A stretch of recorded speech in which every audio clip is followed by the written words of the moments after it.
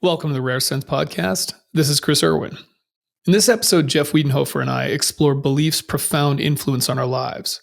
After recently reading The Biology of Belief by Bruce Lipton, a book I recommended back in December 2022, Jeff was introduced to the idea that our internal beliefs and what we quote-unquote tell ourselves can directly influence our biology. This concept is new to him, as it is for many, and can be challenging to embrace fully. We delve into my personal experiences with it and examine other ways beliefs shape our daily lives. We also question how much of our behavior is grounded in factual reality versus what we believe, and how gaining a deeper understanding of this can lead to meaningful life improvements. I previously published an article titled The Power of Belief that explores these topics further if you're interested. As always, remember that Rare Sense content is not medical advice, nor does it represent the official position or opinions of any other organization or person. If you require diagnosis or treatment for a mental or physical issue or illness, please seek it from a licensed professional.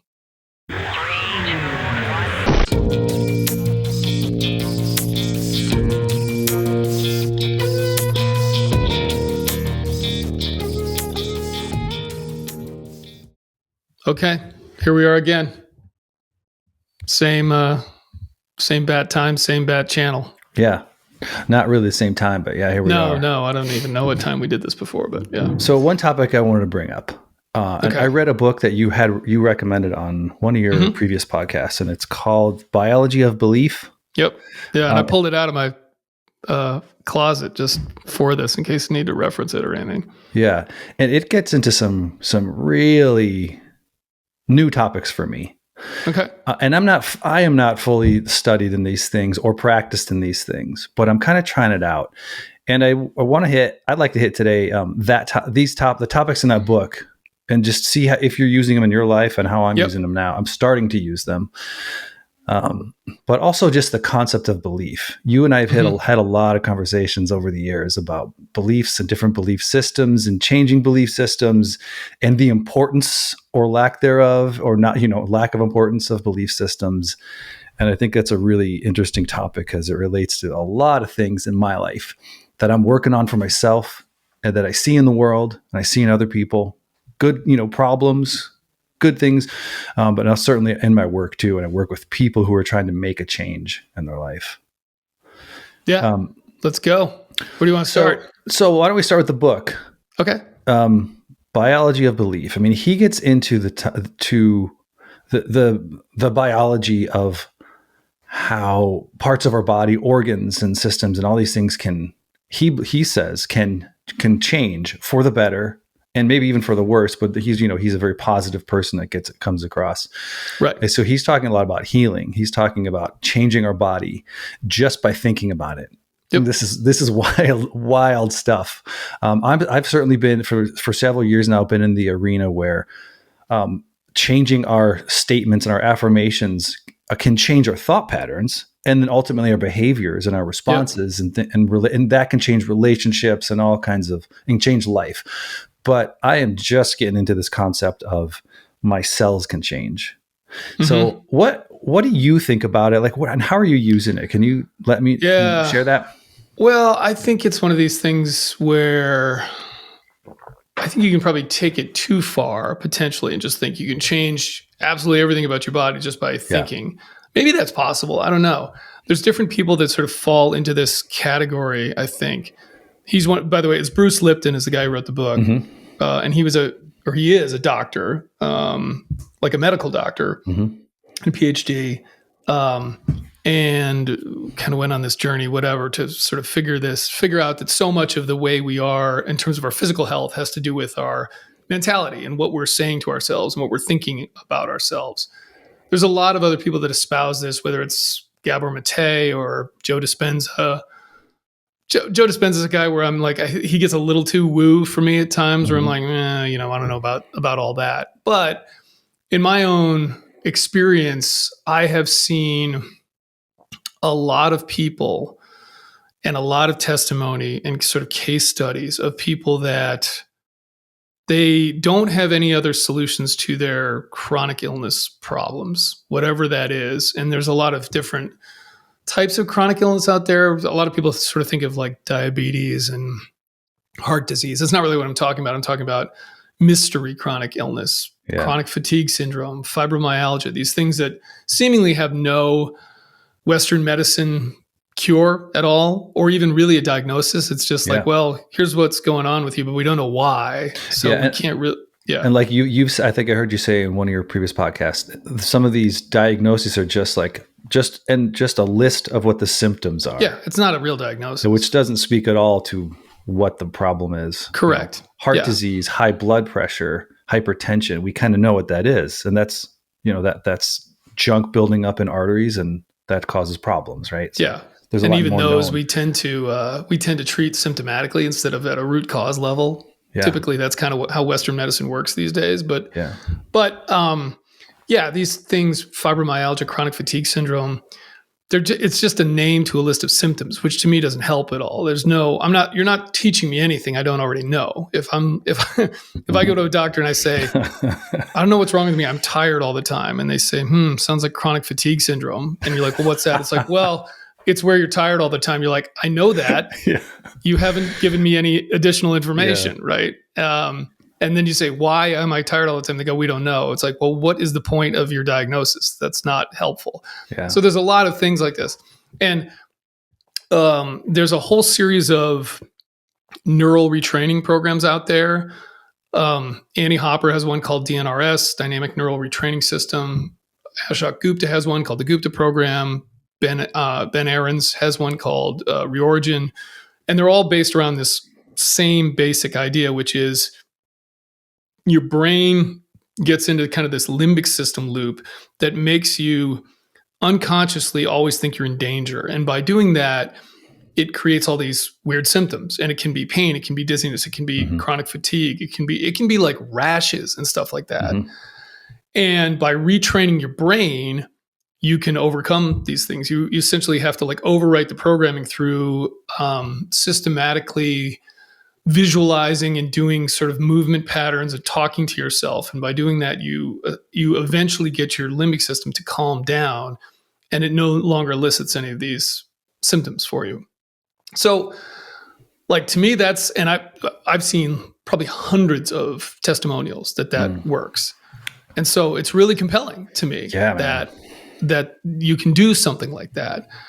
And to me it's a little bit different, I suppose, than the sort of direct, just what you tell your cells, but it's basically that. It's basically just, and I think also some of these things we take for granted as just obvious. It's like when I go to pick this book up, well, what just happened? I thought, pick the book up, and my body responded, right? That's what I did. Even though I'm sort of not consciously thinking that's what is going on. My brain is telling my arm to go do this thing. Well, that means my thoughts are changing my cells, or they're making it do something. So sure, why not? Why does it just have to be an electrical impulse that creates like my muscles doing something there? Why can't it be at a more, I don't know, like fundamental level where I can actually change the health of my cells, so to speak, I guess. I mean, that's what we're doing neurologically when we change our thoughts, change our thought patterns. It's at the cellular level up there. I'm just really fascinated with it. It's a whole new world for me.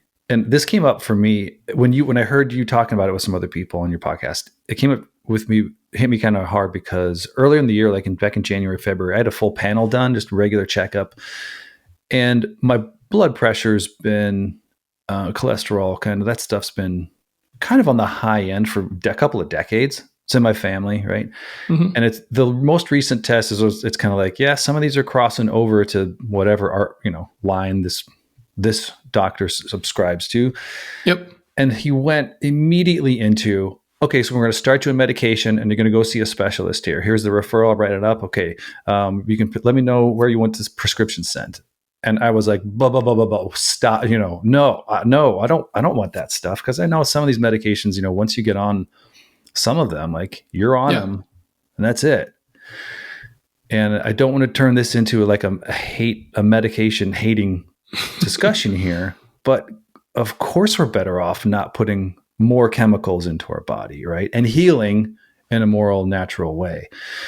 So I'm really interested in how I can do that. And it might become a problem here because like my referral is going to, maybe I should see the specialist. And it was 6 months ago, over 6 months ago. And I don't know what I'm doing exactly about it. But when I do some meditation, I do think about like blood arteries, loosen up, all the junk in there and the cholesterol and the things that I've eaten over the years and the habits I've gotten into. Maybe that's part of it. I'm hoping the more I think about this and dwell on it, it'll change my diet for one, little bit by little bit, but also maybe some shit will loosen up in there. I have no idea. This is a whole new world, man. I mean, do you use this stuff directly for anything like that? Or are you kind of more generalist? Yeah, I've done a lot of that neural retraining stuff.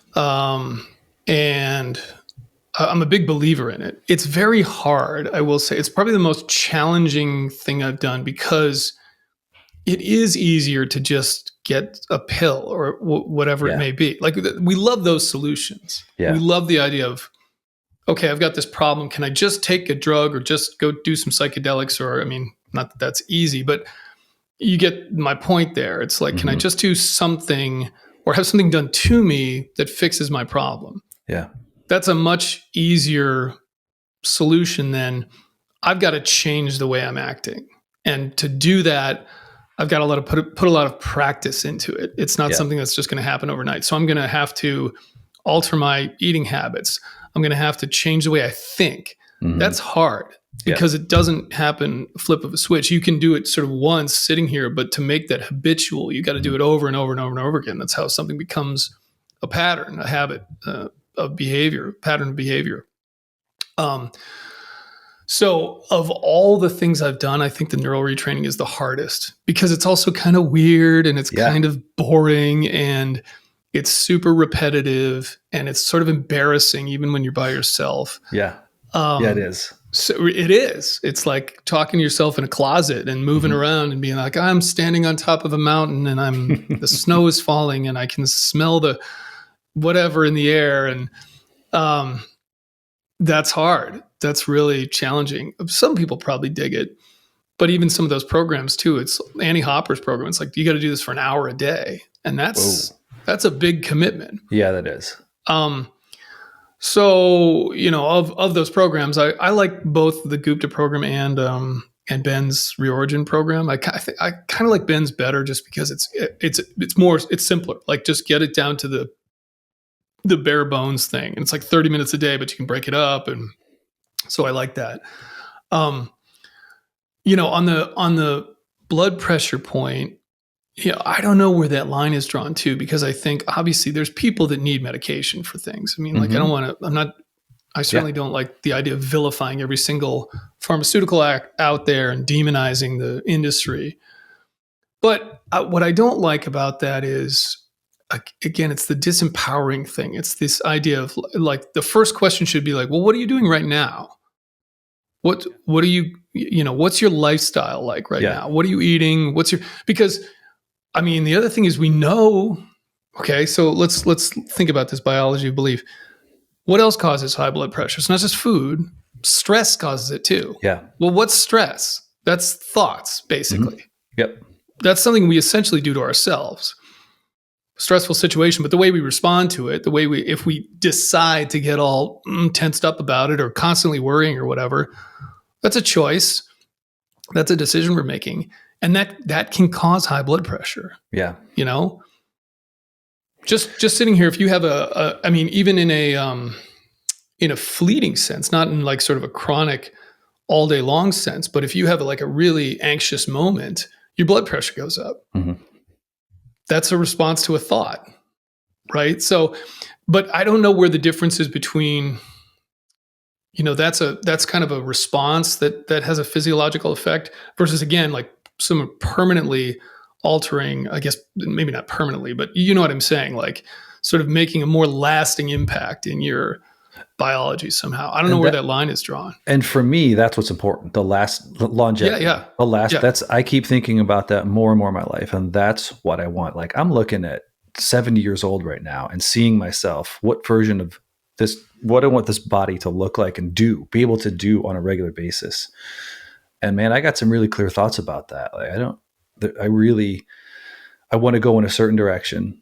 And so it's just a weird thing. Like when I kind of sit and do meditation, it's like, I'm also working with this woman who's like trying to have me do like be gratitude for like, you have this body that can heal. And she's saying these things, and I'm not used to saying these things. I'm maybe like you, where it just feels a little weird, but I also love it, man. It's like, yes, I am thankful that this unclogging and all the junk in there could actually start to loosen up, and I could get better. And part of it, like you said, is in certain moments, I don't need to feel as much tension and emotional stress about it. And that will help the blood pressure, hopefully, too. But I don't know if this takes 10 years, 5 years, 20 years, or 2 months for a difference to be made. I just have no idea. It's like I'm in this whole new world of Well, I think life. a little bit of that is because I think you can expand the aperture on belief itself beyond just like, okay, I'm going to change my biology, but what do you wake up and believe about yourself every day? And is that serving you? And I think that's something that all of us could benefit from taking a look at. And some of it we don't even realize. What was I listening to? I was listening to something the other day. Oh, shit. I don't remember what it was. It was something on the radio. No, that couldn't be. Maybe it was a book on, I don't know. Anyway, it was basically saying most of the way we are, it was a podcast. And the guy was basically saying, oh, yeah, no, this is actually really relevant. This guy had suffered from some kind of chronic illness like this, but it was one I hadn't heard of, but it was basically like a chronic pain syndrome where he just had like massive amounts of pain. And he knew when it was like coming on, where if he was doing something and it was like his ankle would all of a sudden like start twinging on him. And he knew he had like 2 minutes to get to the couch before he was like completely incapacitated. And he'd done all the typical stuff. He'd been to doctors and blah, blah, blah. And then one day he was just like, you know what, maybe this is a belief thing. It's like, my body is just programmed to act this way. And I'm just reinforcing that program. And so he was like, okay, instead of going out to the gym and just taking it easy, I'm just going to lift the heaviest weights possible on this thing that bothers me all the time. Because he was talking about how there's people with chronic pain, back pain, whatever it may be, that sometimes it's tied to a herniated disc or something like that. Yeah. But a lot of times it's not. And it's like a doctor just goes, I don't know why you're having this pain. Or they had an injury, the injury healed, but it still hurts and they can't get rid of the pain. And a lot of the thinking around that is like, again, it's just a pattern. Basically, your brain is just fabricating this in the same way that a amputee has a phantom limb, right? Like you get your leg blown off or whatever, and guys still feel their leg, even though it's not there, right? So what's going on there? That's a brain issue, right? Because there's no nerves there anymore. There's nothing to actually make you feel that. And so he was kind of applying all of this logic to that. And he was like, he got into it and he started feeling the twinge of foreboding, so to speak. And he was just like, nope, fuck it. Just going to work through it. Like, fuck you, not letting you do it. Mm-hmm. And it was like, it went away. And then he's like, it came back like 5 minutes later. And it's just like, nope, not going to let you do this. Mm-hmm. And it's like, and this is a remarkable one because most of these stories I hear, it takes months and months to get to this, but he essentially fixed it in like a day where he just got rid of this symptom just by not believing in it anymore. Mm-hmm.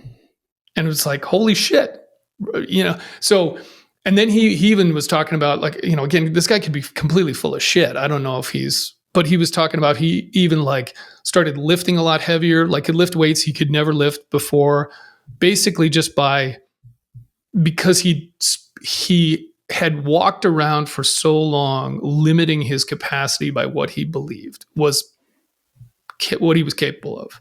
Yeah. And I'm so curious about this. And like I said, I am not super researched in it or practiced in this. I guess I am practiced in it because I help people do this. And it's all very much in the same arena of just believing things that are different. And then physical symptoms start to go away. Yeah. But going back to, one thing you said, like my discussion with that doctor, when he was looking at my numbers, I don't remember if he asked about appetite. I don't know if he asked about life and stress. Yeah. I think the next time I saw him, I opened up a discussion about that. And that was my justification. I was like, this is why I don't want to get on your prescription right now. Like, I want to start making a change in other places. And that's, looking back, like, that's really frustrating that it was like, okay, you've got a situation and chemicals will treat it. And see you later. Yeah. That was I'm just with you, I'm man. still Like, frustrated. I think that kind of shit really bothers me. Yeah. And again, it's not to say that the doctors are evil or anything like that. I think it's just, that's the system they're in for the most part, or many of them are in. And it's like, well, yeah, that's what you do. And, I heard Chris Kresser I don't know if you've ever heard of him. He's like, I don't know if he's a doctor. I don't think he is, but he's kind of like a paleo nutritionist, kind of holistic practitioner kind of guy. And he made a comment he was on Joe Rogan at some point. I think it was on Rogan. And he was saying, like, when a doctor prescribes you a statin, which is basically what this guy was probably going to give you. Yeah. He's like, what they're saying is you're statin deficient. Like, you don't have enough statins in you, which is just weird, right? Like, no one grows up needing statins, I don't think. I don't think that's part of our sort of I've never thought about my statins until you just mentioned it, because he didn't bring that up with me. Yeah. But that's probably what it was. I'm assuming that's sure. That's what it was. Yeah. So yeah, I mean, again, it's not to say that certain people don't need those things. I'm sure that's true. Yeah. And they can help people, but I just think there's so much where we're not getting to root causes. Like, what's the actual cause here? Like, let's not just treat the symptoms, Yeah. And another thing I liked in that book, the word is escaping me. What's it called when there's a study done and someone's given actual medication and someone's giving placebo? The placebo effect. Yeah. And it just was. I was reading the book and I just sat and like stared out into space for a while, and I was like, oh, the placebo effect. Maybe that is a really important effect that I and most of us who read studies just write off, even though all these people are getting better and there's no chemicals being introduced to their system, in this type of study. What a like a way to turn things on its head. Like, let's use that placebo effect now. Right. Yeah. I mean, placebo effect is a perfect example of how belief works. You believe something is doing something for you, even though it's not. And yet you can have the same effect as somebody who's getting the medication. Yeah. That should tell you a lot about your mindset. Yeah. By the way, the opposite is true too. It's called you've probably heard this, but the nocebo effect, which is if you believe something won't work, it has the same thing. Like, you can actually negate the effects of a medication by thinking it's not going to work. Yeah. And that's incredible. And, right? And I just know in my life, whenever I've read studies and articles, it's like when someone brings up the placebo group, we just gloss right over it. And and I don't even know what our assumptions are. Maybe it's like, oh, those people are just, they're weak-minded or something, or they're a little bit off, and that's why those strange people got better in this unmentionable, unnecessary, way to address. But God, it's wild. Like, oh yeah, I want to be in that group because I want to not introduce more chemicals into my life when I'm 70 years old and have the same positive effect. That's what I prefer. Right. And I feel the same way, which is like, okay, if I were part of a study, I would, if I could pick the group that I ended up in, it would be the group that got better without the medication by just believing. Yeah. And I think most people would do that as well. Sure. Like, why wouldn't you? Why wouldn't I want to actually get the results I was looking for without any kind of medication? Yeah. But you should, I mean, to me, that's just, it's so enlightening of like, wow, think about what that means. And like, so I was on the other podcast that I do, the most recent episode was with Sebastian Junger, and we were talking about quantum mechanics, actually, and the fact that like light, if you push a photon at a plate that's got two slits on it, it'll go through, it has to pick one or the other, whatever picking means. Yeah. and it ends up on like they have like film on the other side, so you know which one it does. But if it's not observed, meaning if there's no measurement device on it, like looking at it or a person, it'll go through both simultaneously, which is theoretically impossible, but it does this. So it literally goes through both slits. As soon as you look at it, though, it has to pick one or the other. So meaning like what's going on some level is like happening in an infinite way until like conscious attention is directed at it, which to me is sort of in this same boat of like somehow thinking about the thing affects the output, right? Like our conscious attention on something determines what actually happens there. Yeah. And I can't speak to whatever he was talking about, what both of you are talking about with photons, but that's true in that there's so much overlap in so many different areas of our life. Yeah. God, this is amazing stuff. And I want to now kind of push into a little more expansive discussion about beliefs and why they're so important to many of us, but why they're also, they're flexible, they're malleable. They should be. They're replaceable. Some people they're not, but yeah. Right. And the importance of this. And, you and I have had many discussions over the years about belief systems and what's important and what's not important. And when I saw you and Jen, you and your wife out here in San Diego recently, she asked me, remember that? She said, or maybe you did. Like, what do you believe? Yeah. Yeah. So where are you right now? And my answer was like, it's not important to answer that question right now. And so I think I kind of do know where I am, but I also don't want to nail it down. Yeah. And for me, that's really important when it comes to things like political beliefs, religious beliefs, beliefs about myself. If we talk about negativity, especially, it's. I kind of want to be able to have that, to let go of anything I choose to let go of, and that's where I think I come from a place where, at least for religious beliefs, like that was not an option. That was not an acceptable approach. That is not an acceptable thought, that you can be flexible here, that you can let go of. Yet in my life now, I've just learned over and over and over again, what a great place to be, to like hold on to something and use it for a good reason, for a good purpose. And then also, I think I've outgrown that. And we all do it in so many different ways in our life. We outgrow so many things in our life, but with certain systems, like politics and religion, particularly, and sports too, maybe. So many of us we get stuck, and that's what it is. And we're just like under the thumb of that belief, but it's really our own weight pushing down on us.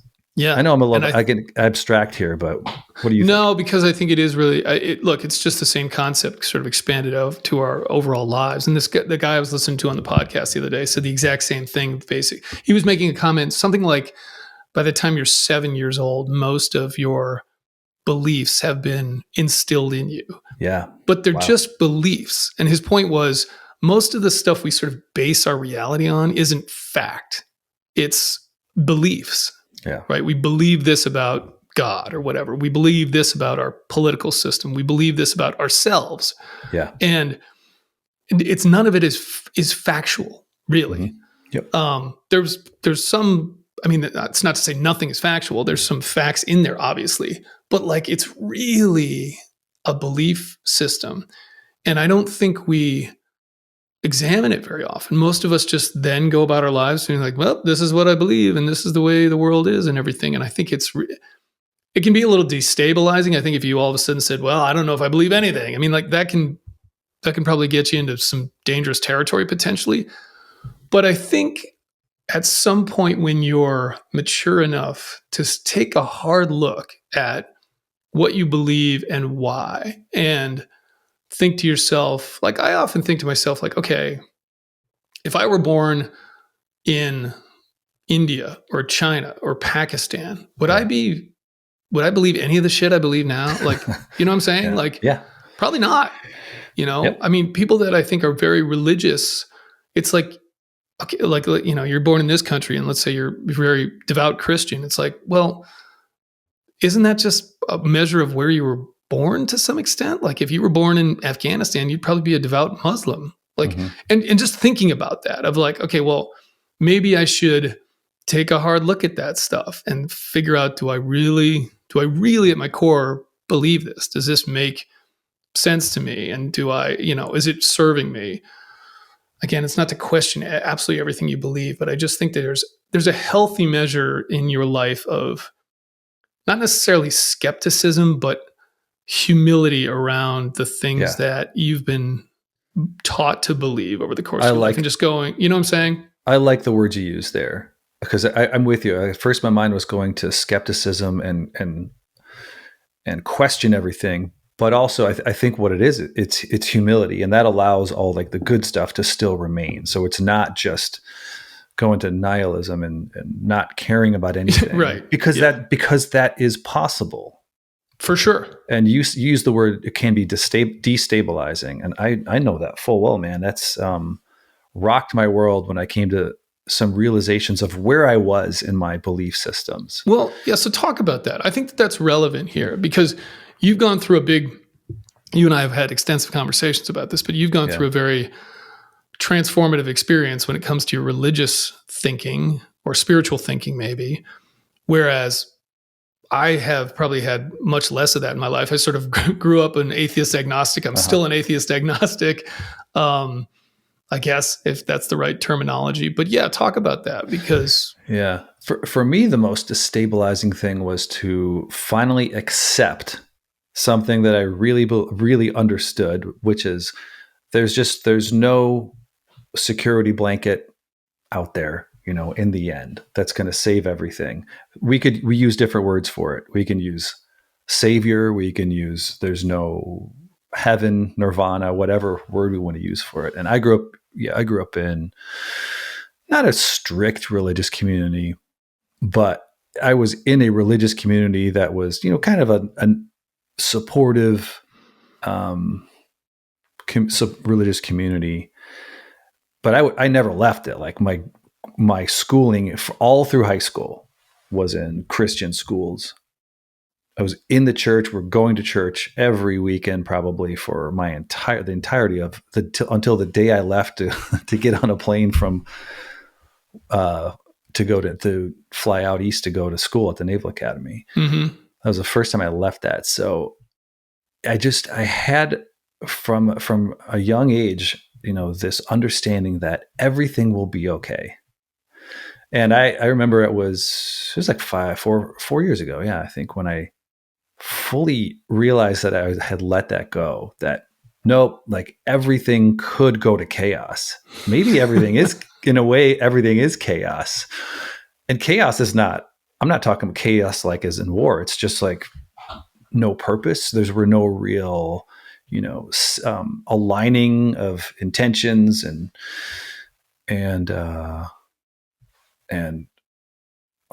you know, the way things should be. And I just let go of it. And it was, God, I remember, I think I told you about this one. I was listening to that. There's this old rock album from the 90s by the group Live. And a lot of the songs in that album have to do with sort of questioning religious leaders' intention and belief systems too. Really cool stuff on that album. And I was in Boulder, Colorado, drove up on this kind of mountain parking lot and just was listening to it. I was just sobbing because I was like, oh my God, there really is, you know, funny I use those words, those, oh my God, there's just nothing. But on the other hand, I also was like, well, there's nothing, maybe there could be, but I don't really care. Like, oh my God, I don't really care because it might not be there. I'm in a whole different place. And it wasn't like in that moment I had changed anything. I had been there for a while and knew it. And part of it was sort of a real real deep disappointment that I didn't understand this earlier. And that also that I wasn't given this flexibility around my beliefs as a kid, at least as far as that context goes. you know. Yeah. Yeah. All kinds of other flexibility in other areas of the life, well, don't expect to be rich, and you better expect to work hard. And sometimes you work hard and it might not work out. Sometimes you are going to get lucky in your life, and so you're going to have a girlfriend someday, but you'll break up, you'll get your heart broken too. But not in the religious beliefs sector. Yeah. It's like, nope, it's one thing. The arrow's going one way and it cannot go another way. So that whole thing just cracked and fell apart, and it was really destabilizing and super freeing, but also like terrifying in the sense of being we're all just floating out here on this rock, and the answer is yes, yes, we are. Yeah, and the rock is floating. You're being pulled down into the rock, at every moment through your cells, even like far greater granular way than just your cells. And so it was just all these sort of existential things coming loose and feeling like I was lost. That was part of it too. Yeah. It's so wild because it makes me think about my own upbringing of, I didn't grow up in that. I didn't grow up in any kind of religious context at all. I had friends who did, for sure. And my family was just like, nah, we're not into that. Yeah. And I don't think I was given any, like, this is what you got to believe about this. It was like, hey, you're welcome to kind of believe whatever you want. Like, go for it. Yeah. But I just kind of grew up thinking, I'm not buying any of that really. And then when I became an adult, I was like, well, I still like to feel like, one, I know what I'm talking about. If I'm going to oppose something or think something is like, okay, I'm not about that. Well, I shouldn't just do it at face value. I should at least like read about it and figure out what this thing is all about. So as you know, 5-6 years ago, whatever it was, I was like, well, I'm going to read the whole Bible. Like, I at least need to read this book, and so I know what's in it. So I did. I read it in 8 months or something. It's like 6 pages every morning. I would just get up and quote unquote religiously read this thing. And I was like, yeah, nope. No. And I read it and I was like, nope, not into that. Now I know for sure I'm not digging a lot of that. Not that there's not really nice things in the Bible, but it was just overall as a body of work. I'm like, yeah, I'm not buying really most of this. And then I did the same thing with the Quran. I read that and I was like, yeah, same thing here. Just kind of no. And so, I still try to maintain that kind of, in fact, I'm trying to do that these days with politics, because I will say I grew up, and this is a realization I've come about my own beliefs, is I grew up in a much more liberal minded community, background, school, you name it. I grew up in Massachusetts. My parents were very liberal.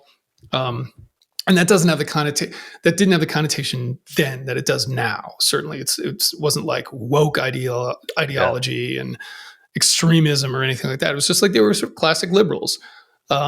Democrats for the most part, I would say. And I grew up under that belief system and was, like we've talked about, sort of same way I was like a Red Sox fan and didn't like the Yankees, was sort of like, I'm sort of a liberal Democrat kind of person and not very Republican, even though I went into the military. And so certainly nowadays, it's like I was watching a show the other night and he was trying to get into like look at the policies, stop worrying about the personalities involved in this stuff right now, like look at the policies.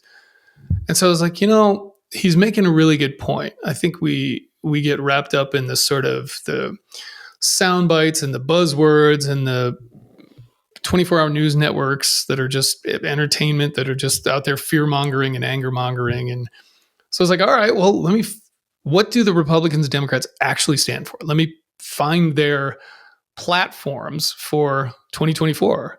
And so that's what I did. I went to their website and downloaded the Republican 2024 platform and the Democrat. And so is it posted? Is it that simple? Yeah. Oh, good. Yeah. Like, and this is kind of the point. It's like, you can filter all this information you can get all your information filtered through people that are clearly biased and are feeding you a line of bullshit a lot of time and are telling you what they want you to think.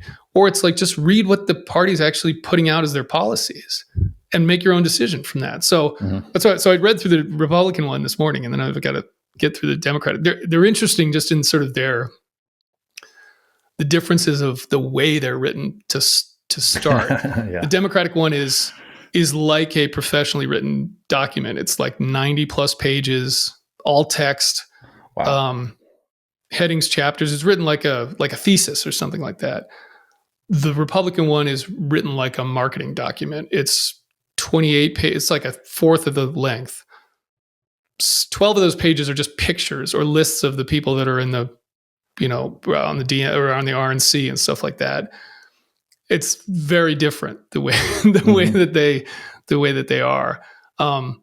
But it's just, it's those kinds of things that it's like, I think can be valuable in terms of if you're going to get to the root of what you think about something, what you believe about something, it's like, well, go to the source material for that as much as you can, if it exists, And again, I don't know that exists about yourself, like what you believe about yourself, but those are beliefs that are kind of like make up yourself. Right. Like when I think about myself, it's like, okay, well, why do I innately sort of feel this way about these two political parties? Like, is that even valid? I don't know, Yeah. And I see the overlap here of this whole discussion about beliefs because we've acknowledged, like in our physiological medical world, you and I both want to use our beliefs to better us, to get us to a place that's more desirable. And I don't know that that's the approach a lot of times in other areas where you can use your beliefs. Like I need to be able to let go of this and grab onto more of that. But of course, this can be used in any different direction, in directions that are more hateful and more exclusive and all those things too, I guess. Yeah. But I think if we sort of like circle all this back to what we believe about ourselves and how that affects our health, our mental health, our physical health, I think that that's a practice that so many people just don't even do. Yeah. You don't think about what are you believing about yourself all day long? What are you telling yourself? If you're somebody who thinks I'm sick, I'm chronically ill, and this is a big problem with like people that are in chronic illness circles, like you start to identify as that, and it's super destructive. Right? Like to your point about like what happens you might as well wake up every day and think, I'm healthy and today's going to be awesome. Like, why not think that? Like, there's no downside to that I can think of, unless you're being completely oblivious to some sort of legitimate like deadly illness or something. But even in that case, like even if you are really sick, you might as well try to be joyful. And I mean, and that's a lot easier said than done, but it's just got to be a benefit to you. Yeah, and that's why I think what you said, you do this with humility. I think this is such a key part of a good way to go through this with everything. Because and maybe it is good to wake up and say, "Hey, man, this would be a great day." But in case it's really tough, and in case the next 30 years are tough, and I die, and at least something good's going to happen after that. And you can define it however you want. Of course, the problem here is like what happens when expectations are not met. Mm-hmm, sure. And that's a difficult place to be. And that can cause a lot of stress, and that can cause a lot of continuous stress and problems. And so maybe that's where the humility comes in, like for me, I'm gonna wake up tomorrow morning. Hopefully I'll think about this conversation I had with you, and I will say something positive about the day. And I'll also hopefully say, if some things do go in the bad direction, some bad news, some bad things that happen, some frustrating interactions with people, I can handle that and I can keep going, right? It's like, it's just this very grounding way of approaching it for me. Yeah. And okay, but regardless of what happens too, it's like you might as well have spent the time leading up to that thinking positively. Yeah. You know what I mean? Like some tragedy happens that you were worried about the whole time. It's either the thing happened and either you were like worried and like terrified and like miserable leading up to it, or you were in a good headspace. Like either way, this thing's happening. Yeah. And I was thinking, as you were talking to, I was thinking about a lot of people I work with. I just come in and they're just so depressed and they're not really doing anything about it. And it's just all bad feeling all day long, all week long, all night long. They're not sleeping months and months in some cases. And it's really hard sometimes to work with people. It's hard to like help, not hard to work with them, but it's hard to help people in that situation because it's such a rut. It's such this like spiral that keeps going down. And so I've noticed though I'm thinking of 3 different people I meet with, 2 guys and one woman. They come in and I'm very upfront about like, they'll talk for 20, 30 minutes. And then I'll just say like, hey, you also said this good, remember when you did this and you had this project and you got this qualification, you helped this person and you accomplished that.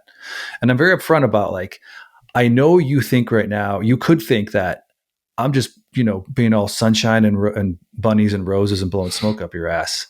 And I am, because that's important. It's so funny. Like I do this with people in my work, but turning it back on myself sometimes is a hard thing. And with each of those 3 people, I can see the cracking a little bit.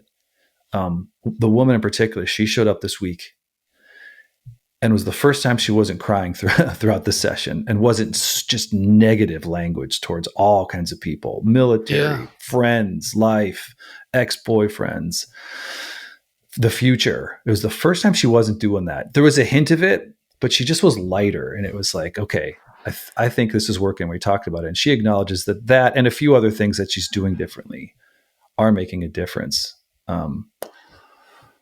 But it's just this weird world we live in. It's like you and I could go off to some monastery up in the Himalayas and commit 24/7 to this stuff and probably make huge differences. But we can't. I'm not doing that. No, me neither. So it's like so I like this whole kind of place I'm coming into in life where I question more often, like, hey, is this situation worth reflecting on more and changing through my reflection? Yeah. It's really cool stuff. And I don't know. And it's like I said too, it's like this is for longevity. So I don't know when my arteries are going to clear up. What year is that going to happen where I can prove to the doctor, see, you didn't have to give me, I don't know. Yeah. But even, again, I think some of that stuff too, it's a spectrum, like these numbers that they have out there too. It's like, okay, all people I have sort of traditionally, not high blood pressure, but my like combined blood pressure or whatever, like of HDL, LDL is not blood pressure, cholesterol. Sorry. LDL, HDL is sort of a little high, but it's because my good cholesterol is so high and it's been that way for decades. So to me, it's like, well, unless it's changing, I don't really see an issue here. Mm-hmm. This has always been this way for me. And even go back to what you believe. Blood pressure is also one of those things. It's so tricky because most people go into a doctor's office and they're nervous, which spikes your blood pressure. Mm-hmm. Going back to what you think. I don't like looking at my bad score on that test, It makes me makes me grit my teeth a little bit. Yeah. I mean, I get nervous just going into a doctor's office because I don't want to see any of this stuff. Like that's kind of the way I am. So it's like I have to consciously try to relax when they're taking my blood pressure. And even that, they call it white lab coat hypertension. It's like automatically they have to assume that your blood pressure when they're measuring it in a doctor's office is a little higher than it actually is because of the way you're thinking and feeling in that moment, Yeah. So maybe wrap it up here. And I do want to say, if anyone wants to read that book, The Biology of Belief by Bruce Lipton, right? Bruce Lipton. Yep. He gets into he's the first half of the book. It was a hard read for me because it's so technical. Yeah, and he gets into the cellular level. He talks a lot about the cellular wall and all the components of what is in a cell and how he has seen these things change and through studies, how it's visible, it's measurable, even when people lighten up their mentality a little bit and loosen their hold on certain things. Yeah.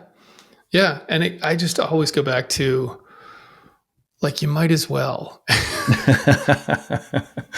Like, what's the harm? Right. It's just, even if being in a better mood and thinking positively and optimistically didn't affect your cells, you still feel better. Yeah. Yeah. And maybe another discussion we can get into why we don't do that, more defense mechanisms and cognitive distortions. Yeah, that is an interesting question of why people don't do that. Like this woman that was in your office, like why go about your entire day Yeah. being angry and acrimonious and blaming people and pointing fingers. Yeah. Why do that? Yeah. Yeah. All right. Well, cool. That's another 50 minutes burned of hopefully helpful information for people. We'll see. Yeah. Hopefully people can relate to it.